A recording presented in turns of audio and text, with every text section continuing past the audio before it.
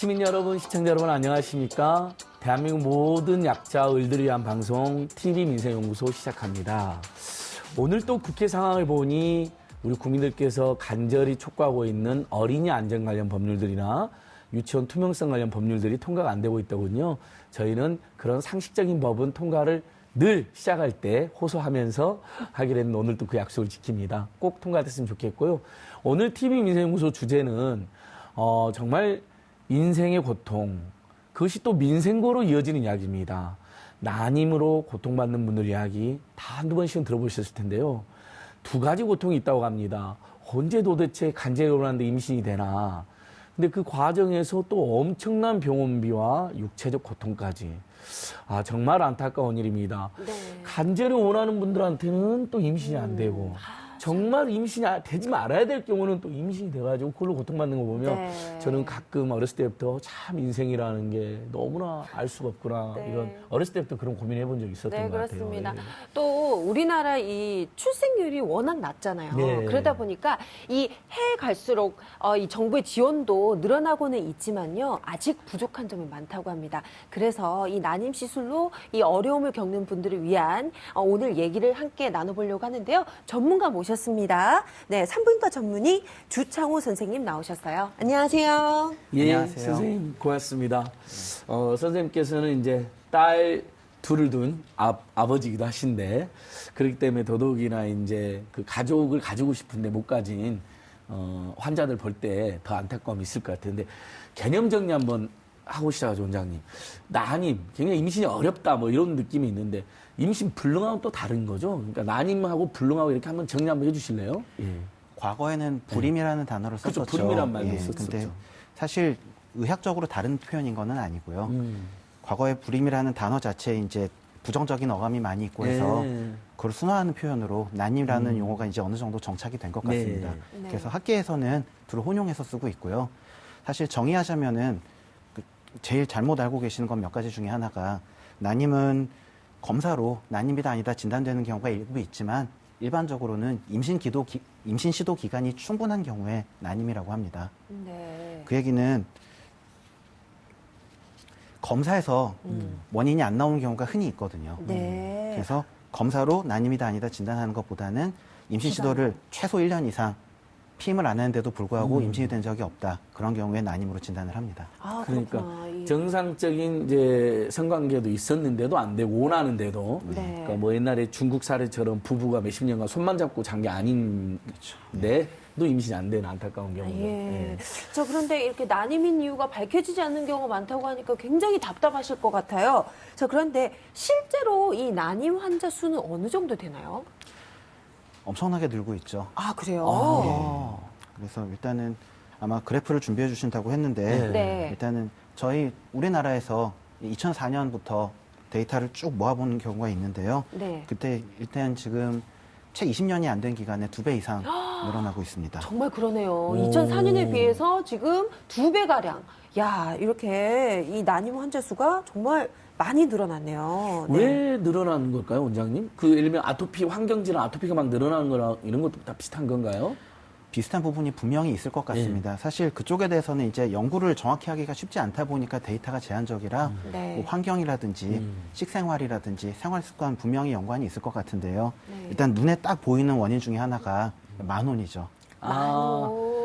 늦을 만자, 늦게 결혼하시는 경우. 그러니까 아무래도 남성이든 여성이든 그 정자 난제 상태가 매우 건강한 경우가 아니다. 그럼 상대적으로 조금 흔히 말하는 활동력이 떨어지니까 임신도 안 된다. 이렇게 보면 되나요? 네.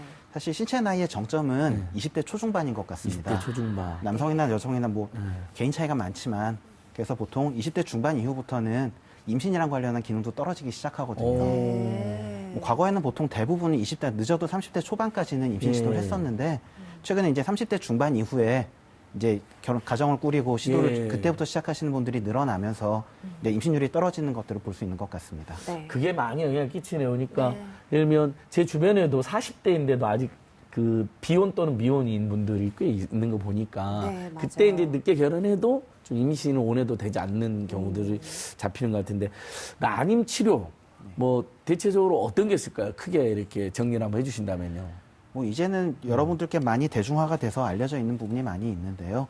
기본적으로 이제 인공수정 시술하고 네. 시험관 시술 두 가지를 들어보셨을 예, 겁니다. 예. 인공수정 시술은 일단 이름을 좀 쉽게 표현하면 자궁 내 정자 주입술이라고 하는데요. 네. 결국 배우자의 정자를 처리해서 임신이 가능한 정자를 추려서 여성의 자궁까지 넣어주는 시술이고 그래서 체내에서 수정과 착상이 일어나는 시술이고요. 체외 수정 시술, 시험관 같은 경우에는 여성의 난소에서 배란되는 난자를 뽑아요. 그래서 이제 바늘로 채취를 해서 네. 배우자의 정자랑 체외에서 수정을 시킵니다. 네. 그래서 잘 아기로 발달하는 걸 확인하고 자궁에 다시 넣어줘서 자궁에 착상이 되면 임신이 되는 시술이죠. 아, 네. 굉장히 쉽게 설명해 주시네요. 그러니까 체내 시술, 체외 시술. 그렇습니다. 그다음에 우리가 시험관은 많이 이제 우리 국민들 잘 아시니까 예전에 그 시험관 시술한 게 이름이 좀 너무 냉혹해 보여서 옹달샘 시술 뭐 이런 표현도 썼는데 요즘은 정확히 의학적으로는 어떻게 쓰시나요, 용어를? 의학적으로는 이제 학회에서 규정된 표현으로는 이게 체외 수정 시술이 맞습니다. 체외 수정 네, 시술. 그렇군요. 차라리 그 표현이 낫네요. 시험관 저는 굉장히 그 느낌이 좀 뭔가 차갑죠? 실험을 네네. 한 것 같다는 느낌이 네. 들어가지고 좀 마음이 안타깝더라고요. 이게 네. 영국에서 1978년에 처음 시술했을 때 영국 언론이 그 테스트 튜브 베이비라는 데이터를 처음 썼어요. 그게 그대로 번역돼서 세계로 테스트 퍼지며 튜브 베이비. 예. 그러니까 우리나라에서는 그래도 뭐 좀 뭐랄까요? 따뜻한 언어로 바꾸면 어떨까 하는 고민이 드네요. 네. 예. 그런 것 좀 한번 고민해 그러니까요. 봤으면 좋겠네요. 굉장히 고생하신 분들이었으니까. 그럼요. 예. 아니, 실제로 이 난임 환자들 제 주변에도 있거든요. 보면은 고생이 이또 마음고생, 몸고생 네. 정말 심합니다. 그래서 이분들이 이 정신적 고통이 이제 워낙 많기 때문에 사실 카메라 앞에 서는 게 쉽지 않으실 거예요. 그런데 저희 또 용기를 내주신 분들이 있어서 저희가 함께 만나봤거든요. 보시죠.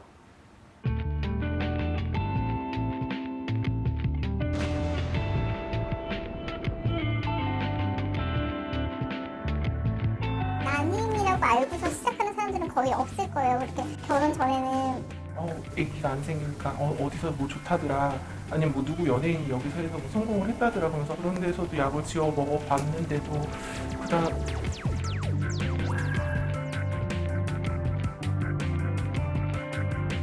일에 하는데 한 500 정도 들거든요. 그 다음 달에 또 500 들고 또 500 들고. 저는 경기도 외곽에 집 한 채 정도 들었다고 생각해요. 아니 애도 못 갖는 게 하면서 자기는 농담처럼 얘기를 해요. 그게 어떻게 농담입니까? 그게 사람 마음을 완전 흡합하는 거죠. 저희는 단지 엄마가 되고 아빠가 되고 싶은 사람들이 뿐이에요.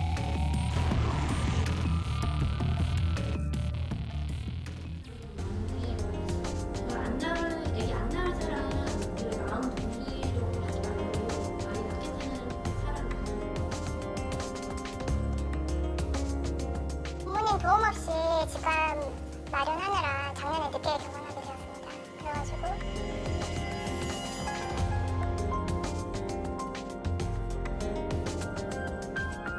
그냥 아기를 빨리 갖고 싶어서 이제 몸에 이상은 없는지 일반 산부인과를 갔었어요. 우리가 결혼했는데 1년이 됐는데도 아이가 안 생겼다. 그래서 이제 빨리 아기 가질 수 있는 방법을 이제 택하고 싶다 하니까 그러면 이제 검사, 난임 검사 받자고 해서 기초 검사를 했어요. 그때 기초 검사 했을 때도 서로 이상은 없었어요. 그 산부인과가 일반 산부인과인데 시험관도 하는 병원이었거든요. 그래서 우리는 어려운 케이스가 아니니까 그냥 여기서 해도 쉽게 임신할 수 있겠다 생각이 들어서 난임 전문 병원도 아니고 그냥 거기서 1차를 진행하게 되었어요. 근데 둘이 서로 건강한데도 불구하고 그렇게 쉽게 임신이 1차에서 실패를 하게 되니까 이게 쉬운 게 아니구나 해서 난임병원을 이제 전문 난임병원을 찾게 되었습니다.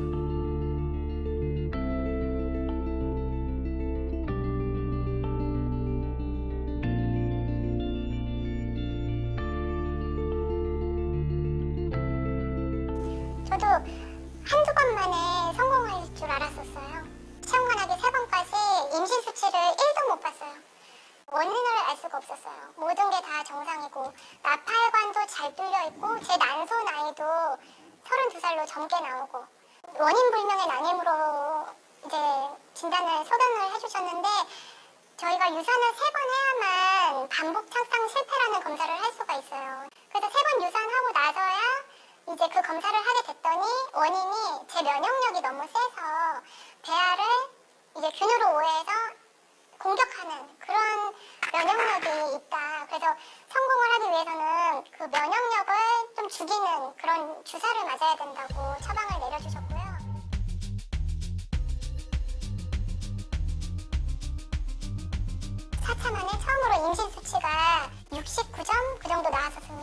우리도 다른 사람들처럼 평범한 가정, 그 아기 키울 수 있겠구나 그런 큰 희망이 있었는데 일주일 뒤에는 초음파로 아기 집도 보고 난황도 봤었습니다. 그래서 선생님이 잘 진행되고 있구나. 그러면 일주일 뒤에 심장 소리 들으러 오세요 해서 심장 소리 들으려고 이제 기다리고 있었는데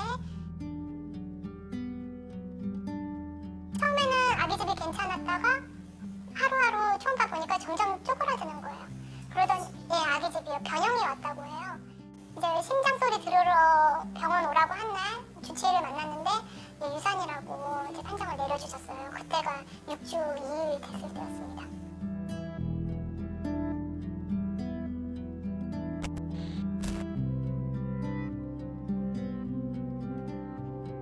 너무나 이제 남편하고 부둥켜 많이 울었죠.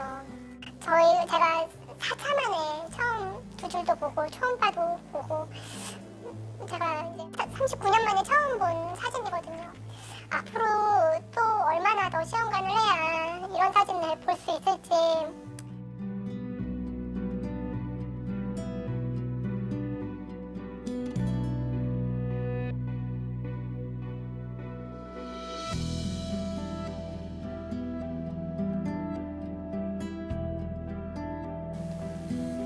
병원 한 번 갈 때마다 지금 뭐 40만 원, 50만 원, 또 다르긴 하지만 60만 원, 70만 원 필요한데요.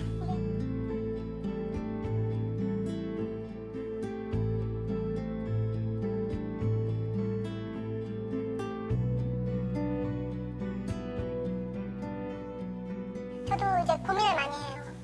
직장을 언제까지 다녀야 될까. 근데 회사에서 이제 제가 시술 때문에 계속 자리 비고 이제 나가라고 하면은 그때는 나갈 수 있을 것 같은데 제 발로는 못 나갈 것 같아요. 회수마다 거의 한 160만 원 가까이 들고 있고 직장은 유지하면서 돈을 벌어야지 시험관 시술 한 번이라도 더 할 수 있는 거잖아요. 만약에 외벌이가 되면 시험관 시술 비용은 어떻게 감당하니까. 그래서 저희는 그나마 맞벌이라서 이렇게 짧은 기간에 시험관 시도를 많이 할 수 있었지 만약에 외벌이라면 이 정도까지는 시험관 아기 시도 못 할 것 같아요.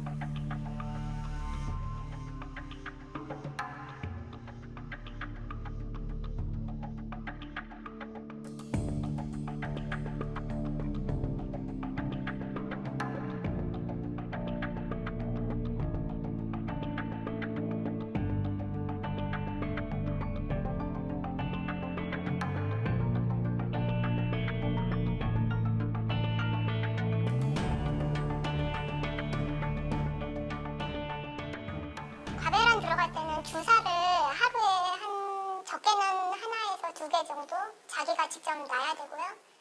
막상 그렇게 마음 먹어도 직접 내가 난생 처음으로 내 배에 내가 주사를 놔야 된다는 거는 정말 힘든 일이어가지고 처음에 제가 못했었어요.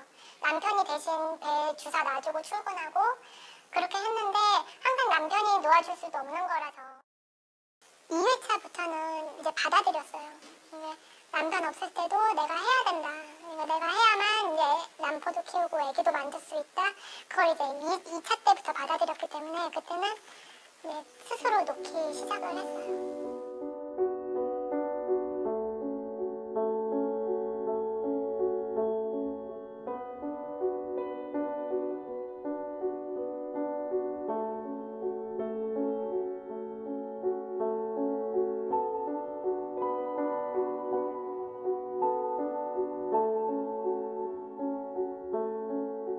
저희는 힘든데 몸은 극복할 수 있어요.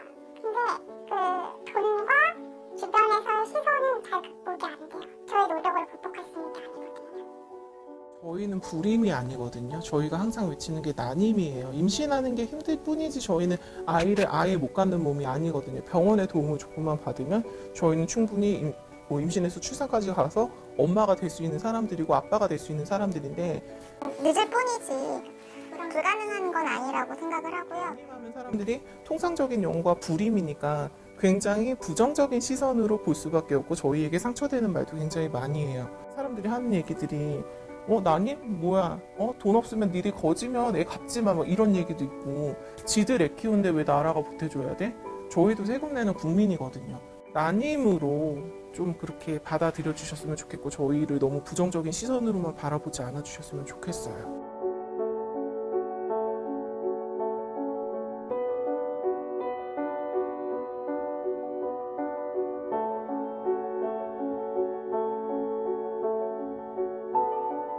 단순히 그 임신 테스트기, 초음파 딱 그것만 봤는데도 불구하고 힘든 게 다 잊혀졌었거든요.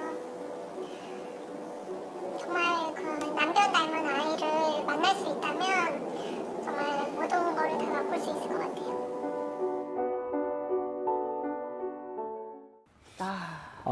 정말 네.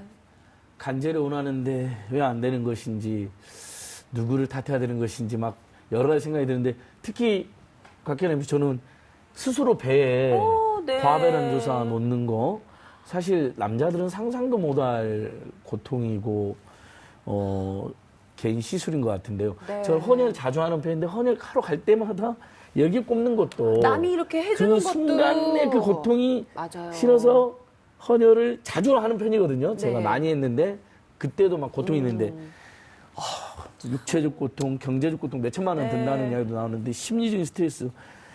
원장님 이거 어떻습니까? 이 스스로 배에 주사 놓는 거 가능한가요? 영화에서는 막 전쟁에서 막 하는 거 봤지만. 그거는 너무 무서운 거고요. 네. 사실 피하 주사라서 바늘이 굉장히 가늘고 짧기는 합니다만 본인이 스스로 자기 배에다 주사를 한다는 게 쉬운 일은 아니죠. 그렇죠. 그쵸. 근데 실제로 시술하시는 분들한테 여쭤보면 처음에 주사 때문에 많이 주저하지만 실제로 시술을 해보니까 주사는 별거 아니더라. 그 뭐가 이분들한테 그렇게 스트레스예요? 정신적인 고통. 심리적 스트레스가 훨씬. 예. 그러니까 주사 맞는 건 처음에 놓기가 무섭고 그때 한번 따끔하지만 오히려 정신적인 거. 사실 시간 맞춰서 매일 병원에 왔다 갔다 하는 네. 그것도 있을 거고 네. 주위에 이제 시술하다 보면 이제 주위 사람들의 시선이나 오지랖 그런 것도 있을 거고 시술 결과에 대한 이제 불안한 마음 그리고 또 임신이 됐는지 안 됐는지 기다리는 시간이 또 2주 이상 걸리다 보니까 그 사이에 초조한 마음 그런 스트레스가 훨씬 힘들다고 예. 많이들 말씀하십니다. 네, 그렇군요. 그러니까요. 결국 그래서 중단을 하게 되는 경우도 있네요. 그렇죠? 너무 정신적으로 괴롭고 고통스러워서. 네. 당연히 그럴 겁니다. 아마 부부간에 이제 맞아요. 논의해서 중단한 경우도 있겠죠. 이렇게 고통스럽게 하느니 차라리 우리 그 노키드적으로 살자 이렇게. 마음이 이해가 됩니다. 맞아요. 예. 이 난임 시술 받는 거 몸 자체도 굉장히 무리가 갈 것 같아요, 선생님. 사실 원래 이 과배란 주사나 하는 주사들이 몸에 원래 있는 호르몬이에요. 네. 이제 호르몬을 이제 조절해가지고 난자가 많이 나오게 조절도 하고 배란이나 착상에도 조절을 하긴 하지만 몸에 원래 있던 용량보다 많은 호르몬이 들어갈 때가 많다 보니까 그것이랑 관련한 합병증들이 좀 있을 수 있고요. 네. 사실 길어야 뭐 1, 2주 안에 대부분 저절로 없어지긴 하지만 그 사이에 이제 심리적인 스트레스랑 더불어서 정신적 심리적인 고통을 느끼시게 되죠. 네. 그러니까 과배란이니까 원래 이제 그 뭐 한 달에 한 번씩 배란일 말고 배란이 많이 되게 만든다는 뜻인가요, 정확히? 맞습니다. 네. 원래 여성의 몸은 자연적으로 한 달에 난자가 하나가 배란이 예. 돼서요.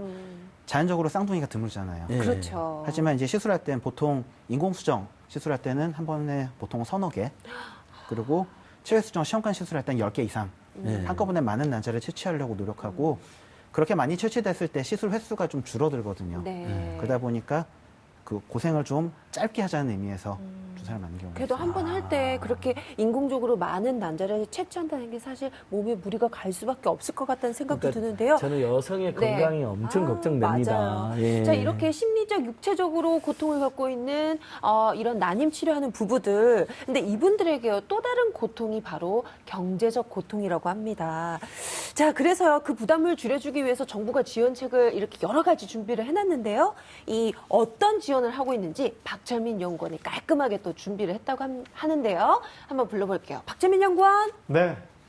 자, 지금부터 정리해드리겠습니다. 정부가 지난 7월부터 난임시술 지원 혜택을 확대했습니다. 간단하게 요약하자면 건강보험 적용 지원 대상과 시술 횟수를 확대한 건데요. 좀 더 자세히 살펴볼까요? 먼저 나이 제한을 폐지했습니다. 기존엔 만 44세 이하까지만 지원했는데요. 올해 7월부터는 나이에 대한 제한이 없어졌습니다. 그리고 지원 대상 중위소득 기준이 130% 이하에서 180% 이하로 넓어졌습니다. 즉 2인 가족 기준으로 부부 합산 월 소득이 523만 원을 넘지 않으면 혜택을 받을 수 있습니다. 지원 횟수와 지원 금액을 살펴볼까요? 433에서 755로 지원 횟수가 확대됐는데요. 먼저 시험관 시술로 불리는 체외 수정의 경우 신선 배아는 4회에서 7회로, 동결 배아는 3회에서 5회로, 그리고 체내 수정인 인공 수정의 경우도 3회에서 5회로 지원 횟수가 늘어났습니다. 지원 금액은 어느 정도일까요? 먼저 기존 지원하던 횟수만큼에 대해서는 본인 부담률 30%가 적용됩니다. 즉 신선 배아 4회까지, 동결 배아 3회까지, 인공 수정 3회까지는 시술 비용의 30%만 본인이 내면 됩니다. 하지만 추가된 횟수에 대해선 본인 부담률 50%가 적용되는데요. 즉 신선 배아 5에서 7회까지, 동결 배아 4에서 5회까지, 인공 수정 4에서 5회까지는 시술 비용의 50%를 본인이 내야 합니다. 난임 부부의 경제적 부담을 덜어주기 위해 난임 시술 지원 혜택이 확대됐다고는 하는데요. 하지만 난임 시술 비용이 워낙 비싸기 때문에 혜택을 받아도 난임 부부가 감당해야 할 경제적 부담이 상당히 크다고 합니다. 그래서 많은 난임 환자들이 정부의 지원 제도에 대해 개선이 필요하다고 호소하고 있는데요. 어떤 부분이 개선됐으면 하는지 그 목소리를 직접 들어보겠습니다.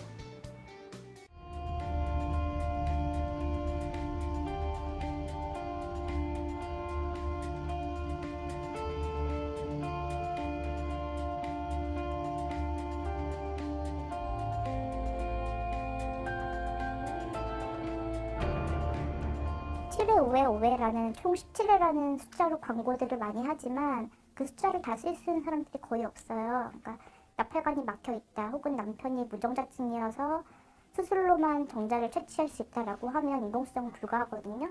그런 사람들은 5회를 못 쓰고, 난소 기능 저하가 심해서 냉동을 할 수 있는 배아가 안 나오거나 어려운 사람들은 냉동 횟수를 못 써요. 당연히 인공수정도 어렵고요. 수정 5회는요 정말 의미가 없어요. 보통 한 2회에서 3회 정도 진행해서 이 여자가 인공수정으로 임신에 성공하지 않는다라면 보통 시험관을 넘어가거든요. 근데 그 어떤 병원이 5회까지도 이렇게 시도를 하겠어요. 근데 그런 부분까지도 나라에서는 내가 너 5회 늘려줬으니까, 인공수정 5회 늘려줬으니까 좋은 거지? 라고 얘기할 수 있다고 생각하는데 그건 아니거든요. 저희 입장에서는. 그런 부분을 정부에서 정말 특사 인정을 하는 게 아니라 현실적인 목소리를 좀 더 반영을 해서 지금보다도 훨씬 더 정책은 많이 확대가 돼야 되는 게 맞는 거예요. 지금으로서도 뭐 좋아졌다 모르는 사람들이 야 나라에서 다 해준다며 이래요. 하지만 나라에서 다 해주는데 저희가 진짜 막 돈 때문에 허덕여 가면서도 정말 몸이며 마음이며 정말 많이 다쳐요. 난임 동안에는 정말 지나가는 아이도 못 보는 분들도 많아요. 정말 눈물이 나서 너무 마음이 아파서.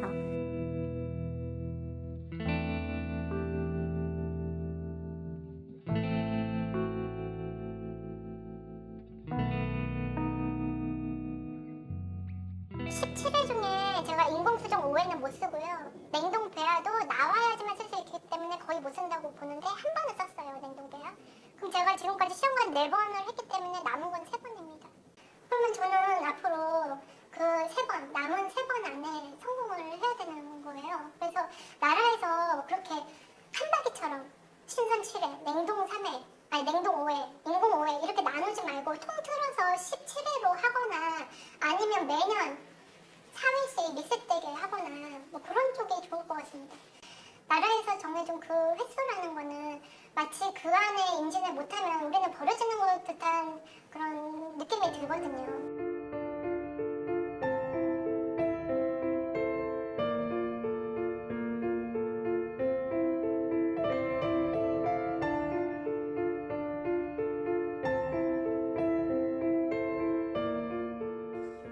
교차 지원이라든지, 그러니까 나는 냉동은 필요 없으니까 나는 신선으로 그걸 쓸 수 있게끔 교차를 할 수 있게끔 좀 지원을 해달라, 이런 부분들을 계속 말씀을 드리고 있는데, 충분히 교차 지원을 한다면 저는 또 또 다른 기회가 생겨서 계속 도전할 수가 있거든요. 그래서 그런 부분들이 꼭 수정이 된다고 생각을 해요.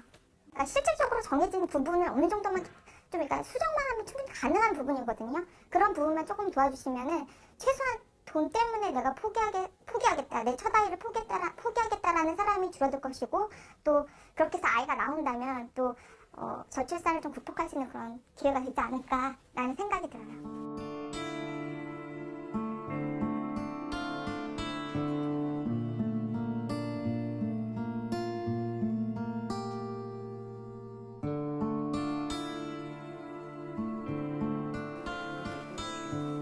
저희는 근로기준법에 난임휴가라고 올해부터 생긴 걸로 알고 있는데요. 1년에 유급이 하루, 그리고 무급이 이틀로 지정되어 있습니다. 근데 제가 1차부터 4차까지 병원 간 날하고 착상 후에 집에서 안정 취한 날까지 합해서 총 한 90일 정도가 소요가 되었어요. 그리고 올해 한 해에만 60일을 썼습니다. 난임휴가 3일은 턱없이 부족해요. 나이가 들면 임신 확률이 더 떨어지는데 하루라도 젊었을 때 해야지 1년에 시험관 한 번만 할 수는 없잖아요. 그래서 저도 회사에 잘릴 각오하고 지금 시험관 나기 진행하고 있습니다.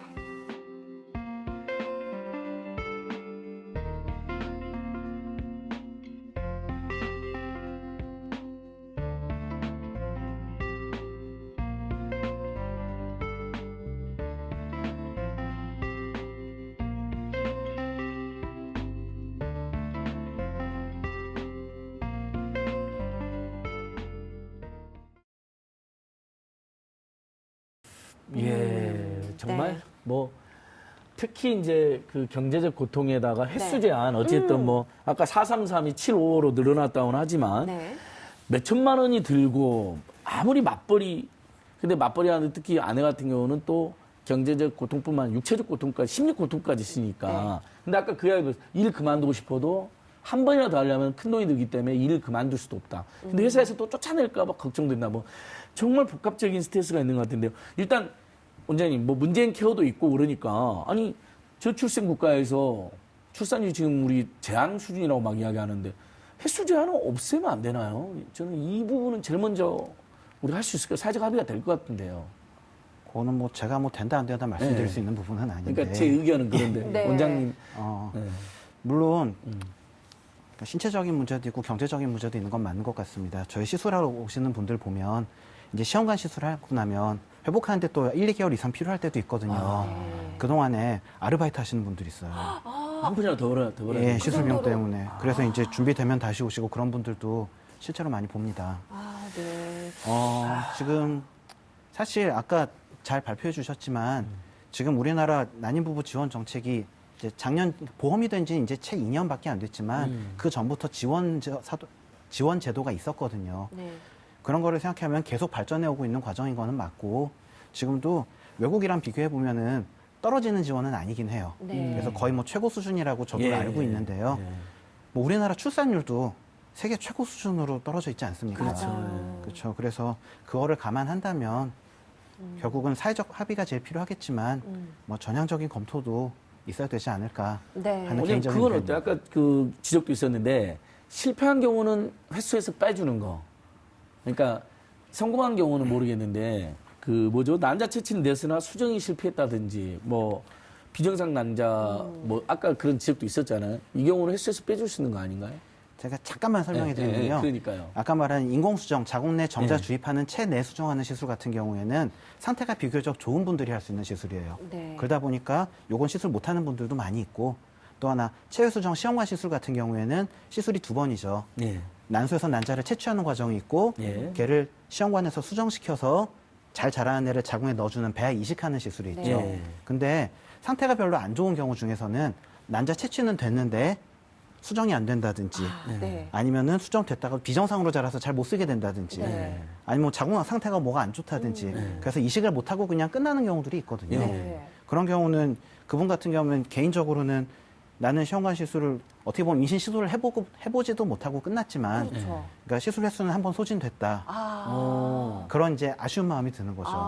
그거라도 한번 차감해서 빼주면 그러니까요. 좀 조금 더 횟수에서 좀 그런 걸 예. 좀 고려해주면 좋겠다는 생각이 드는데요. 아까 그 표현이 너무 슬펐어요. 횟수 다 네. 차고 지원 안 해주면 내가 국가로부터 버려지는 느낌이 맞아요. 들었다. 자, 그런데 그렇다면 도대체 예. 비용이 얼마 정도 들길래 이분들이 이렇게 경제적으로 부담스러울까라는 생각이 들거든요. 얼마 정도 드나요? 제가 알고 있기로 이제 난임 시술이랑 관련한 비용은 이제 그러니까 2년 전부터 건강보험에 적용을 돼가지고요. 일부 비급여 비용이 있고 급여가 있는 것으로 알고 있습니다. 급여가 되는 부분은 이제 본인 부담이 전체 한 30%. 네. 그 비급여인 경우에는 본인이 이제 100%를 부담을 하게 되는데 그래서 보통 보험이 되는 분들 같은 경우에는 본인 부담이 보통 100만 원대 내외라고 하고요. 네.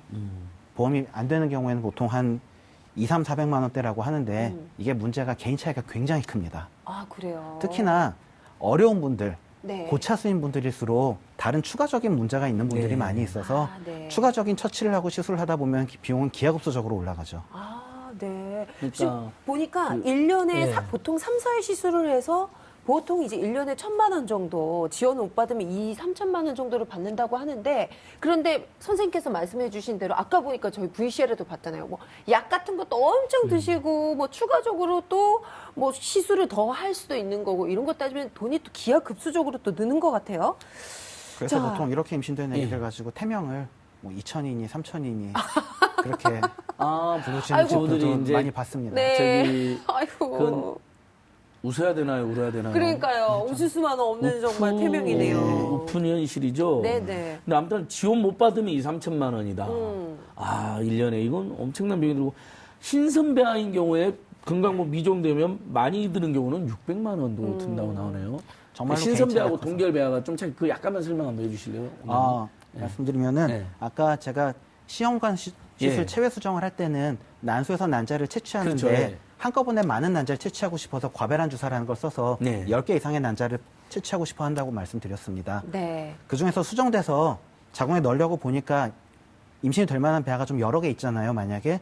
그러면 일부는 넣고 나머지는 냉동해서 보관해 놨다가 네. 다음에 시술할 때 이용할 수 있어요. 네. 그럼 그때는 정자랑 난자를 다시 받지 않아도 되니까 시술이 훨씬 쉬워지죠. 그게 이제 냉동돼 있는 배아를. 동결배하고 네. 그렇습니다. 신선배는 그때 막 이제 해서 시술하는. 네. 그러니까 아, 일단은 그러니까, 처음에 예. 신선배아 시술, 과배란 유도를 한번 한 사람 중에서 냉동배아가 나오면 다음에 냉동배아를 할 수 있는 건데 또 과배란 약발이 안 받는 분들이 많아요. 네. 예, 아무튼 뭐 오늘 난임에 대해서 우리 시청자 여러분들께서 많이 공부하게 되고 난임으로 고통받는 분들에 대해서 우리가 쓸데없는 잔소리는 안 하더라도 이렇게 이런 네. 고통이 있구나 하면서 많이 이해하는 기회가 됐을 것 같아요. 유해해주는 기회가 됐을 것 같아요. 소득 제한도 약간 원장님 어떻습니까? 아까 그 중위소득이 그러니까 부부 합산 올 소득 523만 원 이하나만 지원해 준다는데 이거 꼭 필요할까요? 사실 과거에 이제 130%를 180%로 예. 올렸다고 그러니까 그러는데요. 어쨌든 제가 문제점 여쭤보니까- 들어서서 뭐 문재인 케어가 뭐 국민으로 지지받는 부분이 있는 것 같은데 네. 이분들 입장에서는 만약에 소득이 올 소득 530만 원이면 적용이 안 돼 버린다는 건데. 그러니까요. 예. 제가 듣기로 예. 130%가 이제 차상위 계층의 기준이고 180%가 이제 중산층의 기준이라 그러더라고요. 근데 결국은 추가로 지원을 해주는 이유는 오해하시면 안 되는 게 네. 건강보험은 그러니까 모든 부부들에게 지원이 기본적으로 됩니다. 그렇죠. 네. 건강보험 가입자들은 예. 되는데 이제 거기다 이제 추가적으로 정부에서 지원금을 더 주거든요. 네. 거기에 소득 제한이 있는 건데요. 예. 그러니까 그러면은- 일단 당연히 건강보험 다 적용이 되니까. 예. 그래서 먼저. 그러면 중산층은 추가 지원이 필요하고 중산층이 넘는 고소득층은 추가 지원이 필요 없냐? 어떻게 보면 그 기준을 임의로 세우는 거에 대해서 일단 조금 이제 무리가 있는 부분이 있을 수 있고요. 또 하나 결국은 지금 지원을 해주는 게 그분들이 임신을 하고 싶어하는 분들이 낳는 걸 도와주겠다는 게 그분들의 뭐 보건이나 복지에도 의미가 있지만 국가에서도 시책상에 도움을 받고 싶어서 하는 부분이 있다면 예. 그렇다면은 굳이 소득 제한을 둬 가지고 이부에게만 지원해줘야 되나 이렇게 지금 어떻게 보면 범국가적인 재난 상황이라 그러는데 네, 뭐 나라가 맞아요. 없어질 수도 있다는 얘기도 나오는데 그러니까요. 네. 굳이 제한을 해야 되나 하는 데서는 의문점이 좀 있습니다. 네, 그러니까 그렇습니다. 아이가 한두 네. 명이라도 더 태어나야 된다면 이 소득 제한은 진지하게 폐지를 고려해봐야 된다. 완화라도 네. 하든지. 예. 그러니까 말씀을 듣다 보면 좀 약간 지원해주는 정책에 조금 허술하다, 예, 좀 비효율적으로 진행되고 있다는 생각이 드는데 저희가 또 사연이 하나 들어왔어요. 면역 체계 이상이 있어서 시험관에 실패한 케이스가 있더라.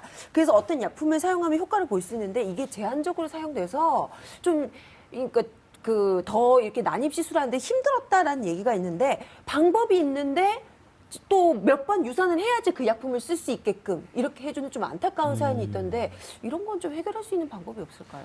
네. 사실 그건 이제 우리나라 건강보험 제도 자체의 특징 중에 하나인데요. 네. 결국은 의료에서는 계속 신기술이 개발이 되죠. 예. 그러니까 처음에는 신기술이 개발이 됐을 때 이게 되게 도움이 될 것 같다라고 해서 여러 사람들이 써보지만 나중에 밝혀지고 보니 사실 그렇게 도움은 안 됐다든지 네. 오히려 해가 됐다든지 하는 부분들이 있습니다. 그러다 보니까 모든 기술들이 굉장히 이제 보수적으로 접근하게 되는 게 일반적이고요, 의료는. 그래서 결론부터 말씀드리면 이제 면역 체계 이상 때문에 주사를 쓰는 게 도움을 받는 경우가 일부 있는 건 맞는 것 같는데요. 거기에 대해서 전 세계 모든 학자들이 동의할 정도로 아직 근거 수준이 충분하지 않다 보니까 근데 우리나라 건강보험에서는 문제가요.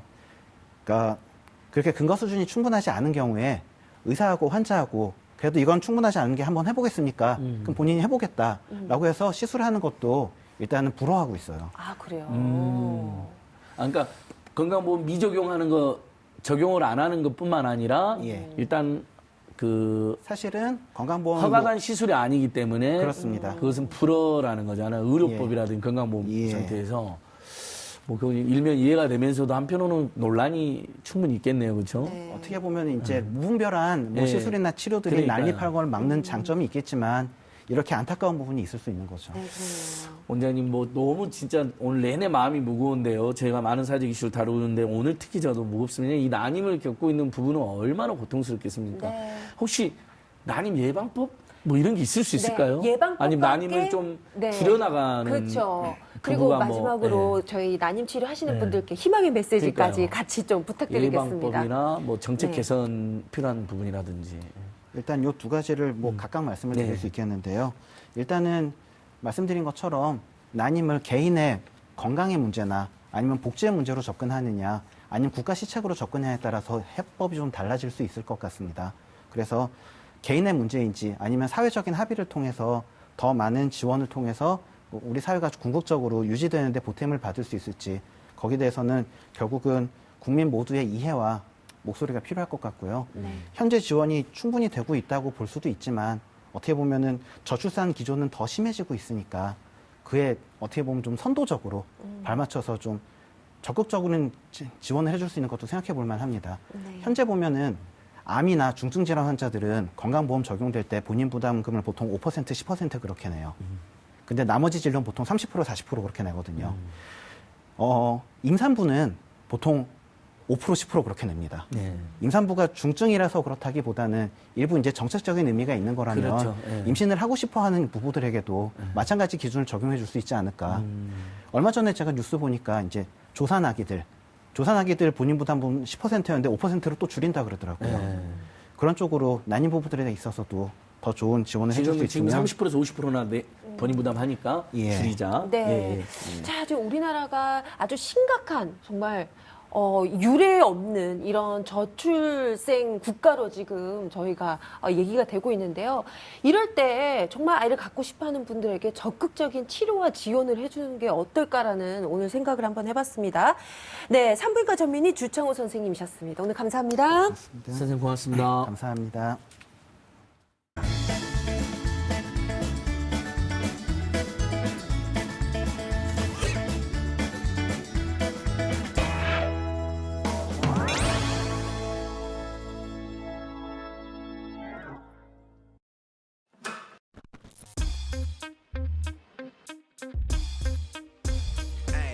시민의 시선에 집중해 나에게 딱 맞는 채널 TBS 스포츠 이곳에 가득해 여러 가지 정보 민생과 함께 살아가 주제는 심도 있게 따지지 팩체크 현장 취재를 위한 목소리 지방 곳곳 퍼지지 단 하나면 되지 나는 딱 하나면 되지 본격 시민 편파 방송 TV 민생연구소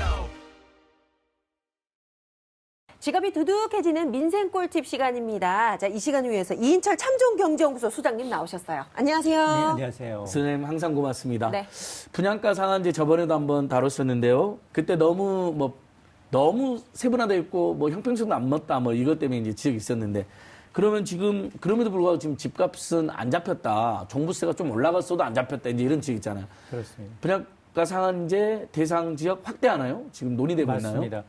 뭐 김상조 이제 청와대 정책실장까지 이제 2차로 이제 분양가 상한제 지정을 확대하겠다라고 예고를 한 만큼 당초 이제 1차 지역이 너무 좀 핀셋으로 네. 굉장히 좀 협소하다. 그러니까 뭐 막 동단위로 막 하고 그래가지고. 그렇습니다. 예. 그래서 그 당시에 이제 규제를 피한 지역의 경우, 이제 부산의 경우에는 집값이 또 많이 오르고 있습니다. 예. 그러니까 서울뿐만의 문제가 아니라 5대 광역시 전체가 지금 집값이 오르고 있어서 2차 이제 분양가 상한제 적용이 지금 가시화되고 있는데 그러면 어디 정도가 검토가 되고 있느냐? 일단 1차 지정에서 빠졌던 서울 같은 경우에는 일단 목동, 용산, 뭐 흑석, 여의도 뭐 이런 부분에 대해서는 이제 거론이 되고 있는 데고 또 수도권으로 가게 되면 과천이나 분당 또 멀리 보면 세종시까지도 다시 이제 거론이 되고 있습니다. 그러니까 이번에는 동단위 핀셋 규제가 아니라 아예 투기 지역, 투기 과열 지역, 조정 지역 대상 아예 뭐 전체 단위로 좀 규제를 하는 것도 전방위로 하는 것도 한번 고려해 보고 있다라는 소식이 들립니다. 네. 예. 처음부터 다 그냥 지정했으면 그러니까 어땠을까라는 시민단체 생각도 의견은 또 그랬고 드는데. 얼마 전에 네. 화제가 된 게 김의겸 전 대변인이 흑석동 집을 샀는데 자기 때문에 빠졌다라는 오해가 있으니까 얼른 팔고 차익도 네. 다 기부해버렸다 해서 네, 이게 큰 화제가 됐는데 그렇습니다. 아마 뭐그 사람 때문에 빠진 건 아니겠지만 그렇겠죠. 아무튼 네네. 빠지니까 이런 논란도 생기는 거죠. 그런 고민해보네. 그렇습니다. 네, 소장님 아까 얘기를 해주셨잖아요. 이 분양가 상한제 적용 대상에서 빠진 지역들이 막 집값이 이렇게 들썩들썩 오르고 있고 또 최근에 이 정부가요, 이 특수목적고, 네, 특수목적고를 일반고로 일괄 전환한다 이런 정책이 이렇게 시행될 예정이다라고 얘기하는 순간 이제 학군이 좋은 이런 지역은 또 이렇게 집값이 오르고 참 이런 거 보면 정부 부처 간에 좀 약간 미리 좀 얘기를 좀 서로 맞췄으면 어떨까라는 생각도 들어요. 맞습니다. 이제 네. 부처 간에 어떤 이렇게 큰 정책을 내놓을 때는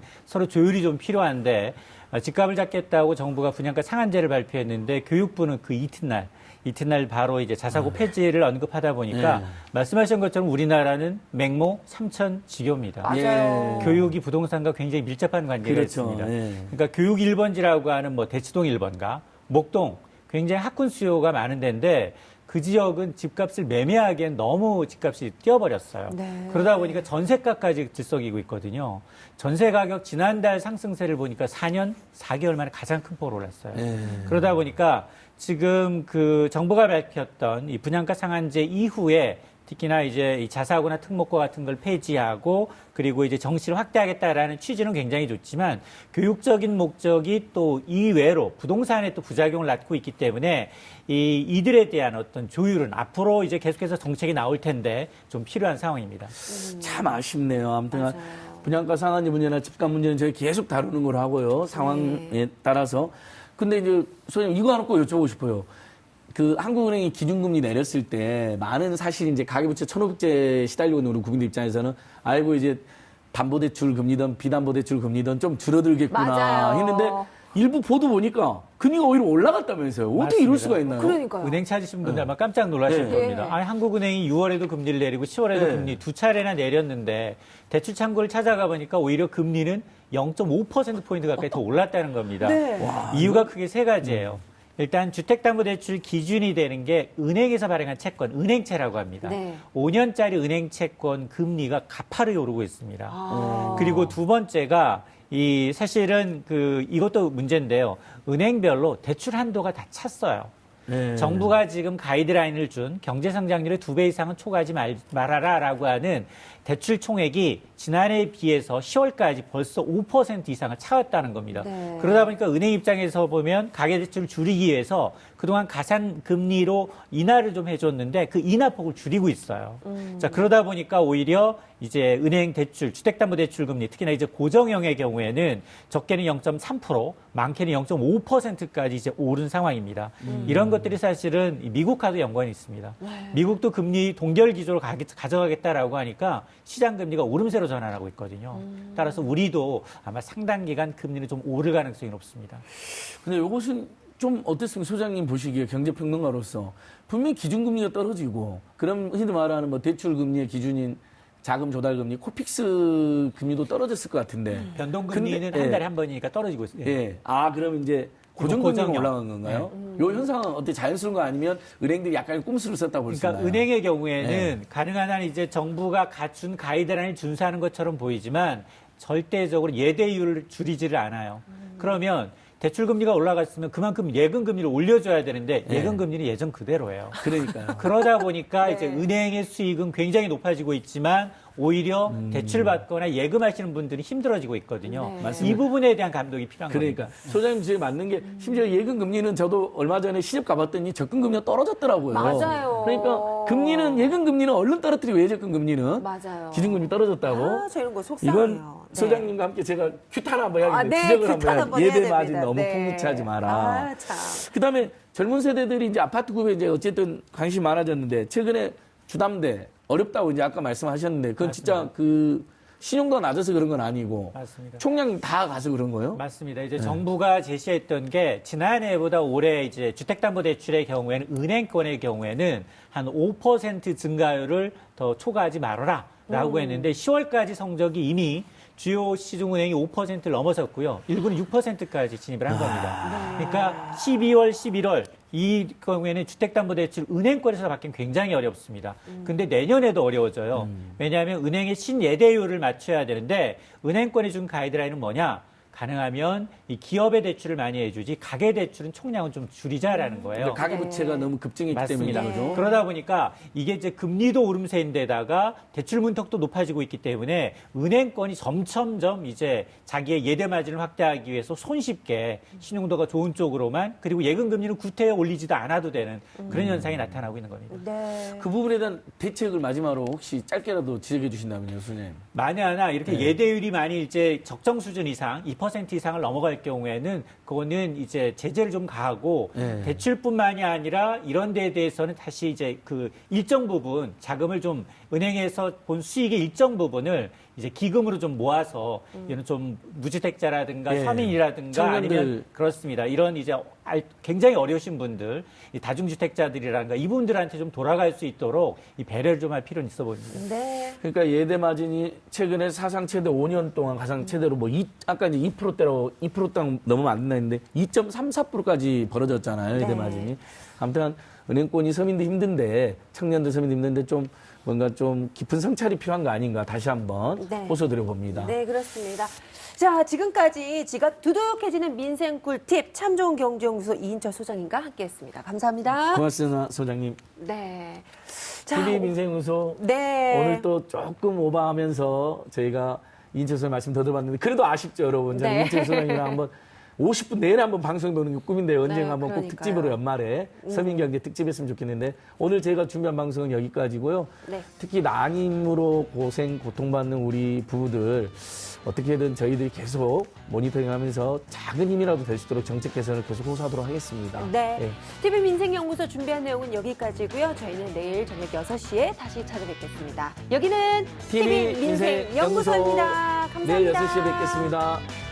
유튜브도 많이 봐주세요.